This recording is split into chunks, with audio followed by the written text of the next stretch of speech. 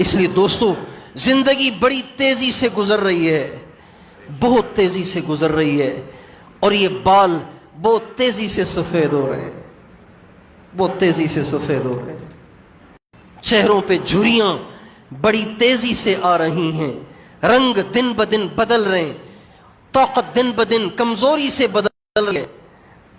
ہمیں چاہیے کہ ہم اس جہان کی تیاری کریں جہاں ہم جا رہے ہیں۔ اس کی تیاری کیا ہے؟ اس کی تیاری بہت آسان ہے، مشکل نہیں ہے۔ اللہ تعالیٰ جس مالک کون و مکان کے ساتھ ہمارا واسطہ ہے وہ کریم اتنا ہے، وہ کریم اتنا ہے، وہ کریم اتنا ہے، وہ کریم اتنا ہے کہ جب بندہ اس کے سامنے اپنی طلب کا اظہار کرتا ہے تو وہ اس پہ بھی اس کو بہت کچھ دے دیتا ہے، طلب کا اظہار کرتا ہے، بشرطے کہ پچھلی زندگی سے توبہ طائب ہو جائے۔ جب یوں کہتا ہے نا بندہ، یا اللہ آج تک جو کچھ ہوا معاف کر دے، اب نہیں کروں گا، تو اللہ یہ نہیں دیکھتے کہ چھوٹا مجرم ہے یا بڑا ہے، چھوٹا گنہگار ہے یا بڑا گنہگار ہے۔ 100 سال کا کافر بھی اگر یوں کہہ کر اس کے سامنے جھکتا ہے اللہ معاف کر دے اب نہیں کروں گا، اللہ ایک قلم پھیر کر اس کی زندگی کے سارے کفر اور شرک کو بھی معاف کر دیتا ہے۔ حضرت عمرو بن عاص جب ہمارے نبی کے پاس مسلمانوں نے آئے نا تو آپ نے ہاتھ بڑھایا بیعت کے لیے ہاتھ بڑھایا، تو حضرت عمرو بن عاص نے ہاتھ بڑھاتے بڑھاتے پیچھے کھینچ لیا۔ آپ حیرت میں پڑ گئے، ہاں بھئی عمر کیا ہو گیا؟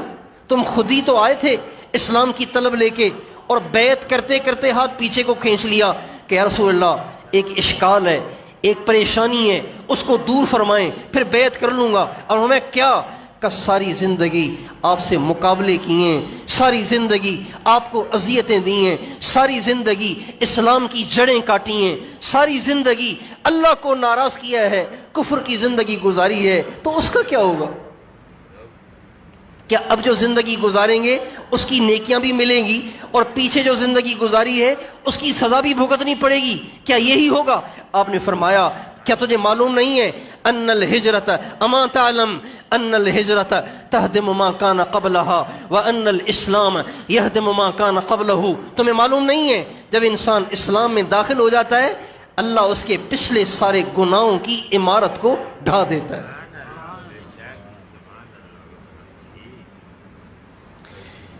آخرت کی تیاری کرنا مشکل نہیں ہے، اللہ پاک کی طرف سے اتنے مواقع ملتے ہیں بندوں کو کچھ نہ پوچھو،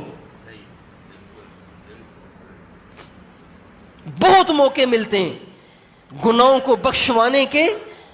جیسے یہ موبائل کمپنیوں والے روز نئے پیکیجز نکالتے ہیں نا، روز نئے پیکیجز نکالتے ہیں، یہ بیچارے کیا پیکیجز نکالیں گے؟ وہ اللہ جو ماؤں سے زیادہ مہربان ہے وہ بھی پیکیجز بھیجتا ہے، کبھی شب برات کی شکل میں، کبھی شب قدر کی شکل میں، کبھی عید کی شکل میں، کبھی نمازوں کی شکل میں، کبھی جمعے کی نماز کی شکل میں۔ ہمارے نبی نے فرمایا جس نے جمعہ پڑھا پچھلے جمعے سے لے کے اب تک جتنے گناہ کیے تھے سب معاف، جس نے جمعہ پڑھا۔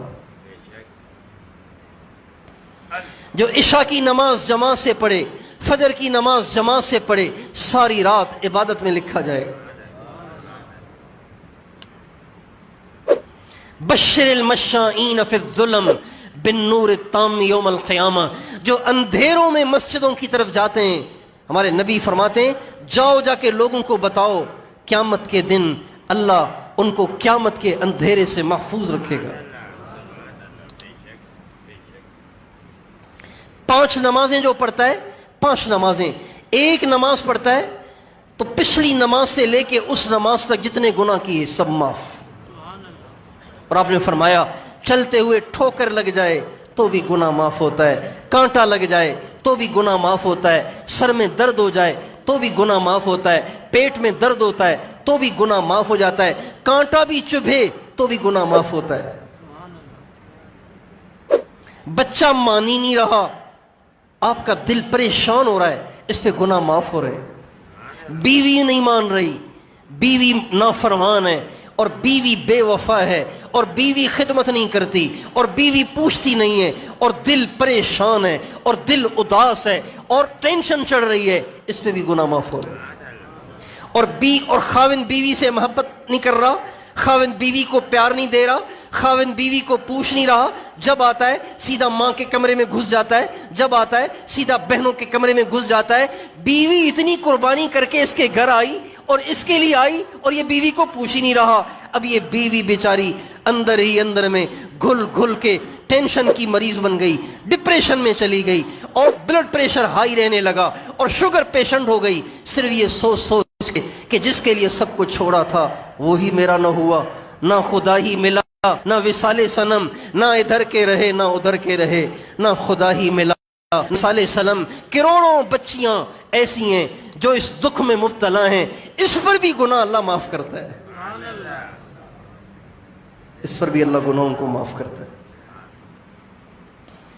ساس الٹی سیدھی شکایتیں لگا کے پٹواتی ہے، اس پہ بھی گناہ معاف ہوتا ہے۔ نند الٹی سیدھی شکایتیں اپنے بھائی کو لگا کے اپنی بھابھی کو پٹواتی ہے، اس پہ بھی گناہ معاف ہوتے ہیں۔